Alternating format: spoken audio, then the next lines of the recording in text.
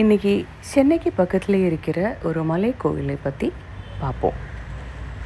வண்டலூரிலிருந்து கேளம்பாக்கம் செல்லும் வழியில் புதுப்பாக்கம் என்கிற ஒரு கிராமத்தில் இருக்கிற ஒரு சின்ன மலை. அந்த சின்ன மலையில்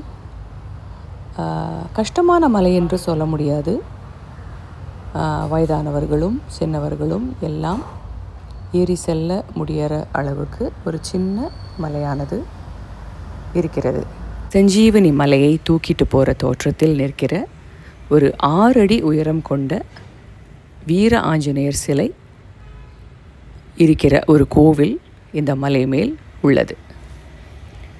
சனிக்கிழமைகளில் கூட்டம் ஜாஸ்தியாக காணப்படுகிற இந்த கோவில் குழந்தை பாக்கியத்துக்காகவும் மன அழுத்தத்திற்கு ஒரு அருமருந்தாக செயல்படும் இந்த கோவிலுக்கு பக்தர்கள் ஏராளமாக வந்து போகின்றனர். இந்த கோயிலின் வரலாறு என்னவென்று பார்த்தால், லங்கையில் ராமராவண யுத்தத்தின் போது அடிபட்டு லக்ஷ்மணருக்கு நினைவில்லாமல் படுக்க சஞ்சீவனி என்ற ஒரு அருமருந்து தான் லக்ஷ்மணரை காப்பாற்றும் என்று சொல்ல, அதை தேடி ஆஞ்சநேயர் லங்கையிலிருந்து புறப்பட்டு இங்கு வந்து சஞ்சீவனி மலையை தூக்கி கொண்டு திரும்பி போகும்போது இந்த இடத்தில் கஜகிரி என்ற இந்த மலையில் இறங்கி சந்தியாவந்தனத்துக்காக இறங்கினதாக ஐதீகம்.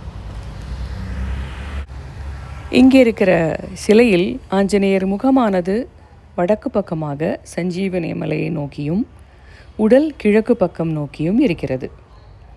வலதுகால் தரையில் அமர்ந்திருக்க, இடதுகால் பறக்க தயாரான நிலையில் உள்ளது. கை அபய முத்திரையில் தன்னை நாடி வரும் பக்தர்களுக்கு எல்லா விதமான காப்பாற்றுதலும் அபயமும் அருள செய்த நிலையில் உள்ளது. தலைக்கு மேலே தூக்கி கொண்டிருக்கிற வாலில் நுனியில் ஒரு மணி கட்டிவிடப்பட்டுள்ளது. ஆஞ்சநேயர் சன்னதியை தவிர திரு ராமர், அன்னை சீதாதேவி, லக்ஷ்மணர் இவர்களின் சன்னதி உள்ளது. பக்தர்கள் தங்கள் வேண்டுதலை நிறைவேற்ற வெண்ணெய் காப்பு, வெற்றிலை மாலை முதலானது இங்கே செலுத்துவது வழக்கம். இந்த கோயிலுக்கும் திருவிடந்தை இருக்கிற நித்திய கல்யாண பெருமாள் கோயிலுக்கும் தொடர்பு இருக்கிறது. ஆஞ்சநேயர் என்றாலே தைரியம் தானே.